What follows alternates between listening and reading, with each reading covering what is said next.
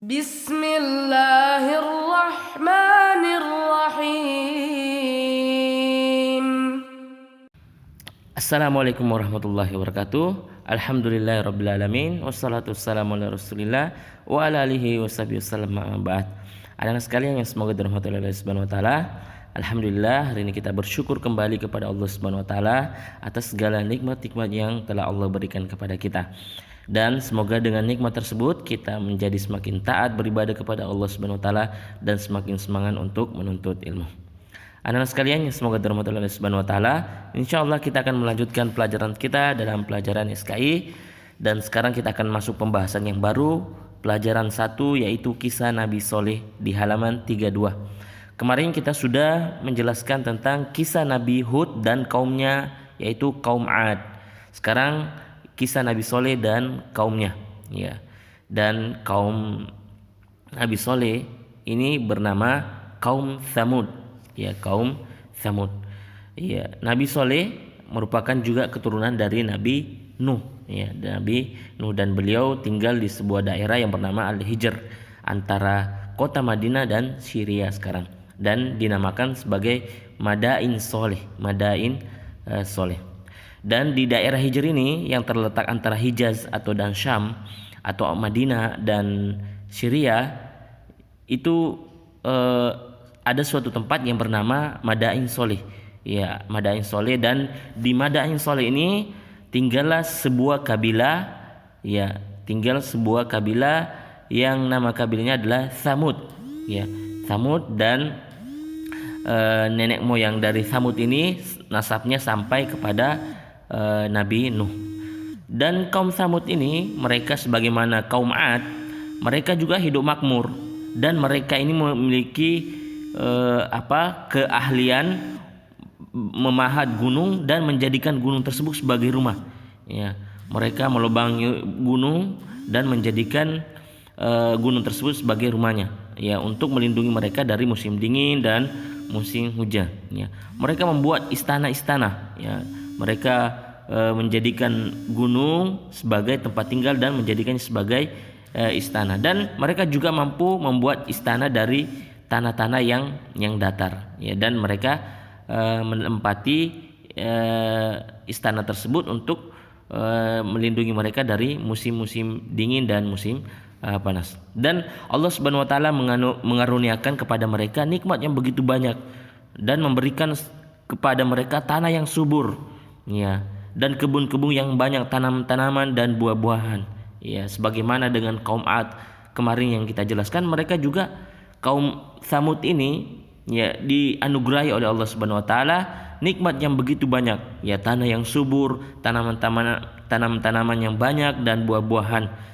Tapi mereka sebagaimana kaum Ad, mereka juga membalas nikmat tersebut dengan ingkar, kafir kepada Allah Subhanahu wa taala.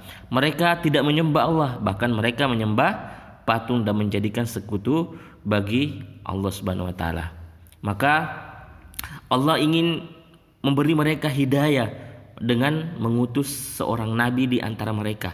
Ya, sebagaimana kaum Ad, ya, Allah utus Nabi Hud, begitu juga kaum Tsamud ini, maka Allah utus seorang nabi, seorang yang mulia, bertakwa dan dicintai di kalangan mereka, ya, di kalangan kaum Tsamud.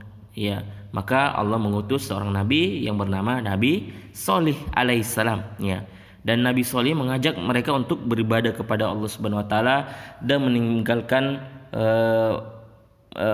menyembah patung-patung, ya, patung-patung. Tapi kaumnya, ya, malah mengatakan, ya, mereka, ya, tidak ingin meninggalkan apa yang dulu disembah bapak-bapak mereka, ya, yang dulu disembah oleh bapak-bapak mereka. Kami tidak akan meninggalkan apa yang dulu disembah oleh bapak-bapak kami.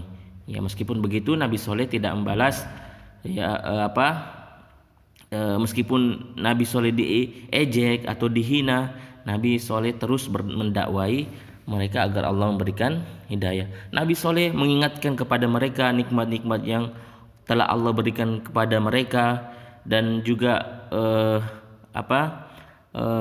keahlian tanam-tanaman dan buah-buahan yang begitu banyak kepada mereka, ya. Dan Nabi Soleh mengajak mereka untuk beribadah hanya kepada Allah Subhanahu wa taala. Namun ya hanya sebagian saja, ya sebagian yang beriman dari kaum Tsamud, hanya sebagian, dan rata-rata yang beriman adalah orang-orang yang fakir, orang-orang yang miskin. Sedangkan orang-orang yang kaya tetap kafir dan bersikap sombong dan mendustakan dakwah dari dakwah dari Nabi Soleh, ya. Dan mereka tidak mau beriman meskipun Nabi Soleh terus berdakwah kepada mereka. Dan Nabi Soleh, ya, mengajak kaumnya untuk dengan akhlak dan adab yang mulia. Beliau selalu berdakwah dengan hikmah, dengan baik, ya, dan akan tetapi kaumnya tetap saja berada di atas kekafiran. Bahkan mereka sampai membuat tipu daya untuk Nabi Soleh agar manusia tidak ada yang beriman kepada Nabi Soleh. Ya, mereka melakukan segala cara untuk menghentikan dakwah Nabi Soleh. Ya. Maka mereka meminta kepada Nabi Soleh, ya, Nabi Soleh suatu mukjizat, ya, suatu mukjizat, ya, agar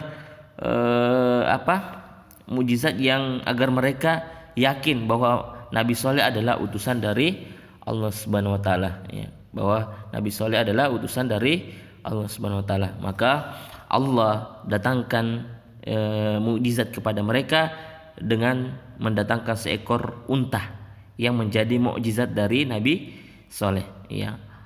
Ini Nabi Soleh berdoa kepada Allah Subhanahu wa taala meminta mendatangkan seekor unta. Maka unta itu adalah mukjizat dari Nabi Soleh. Dan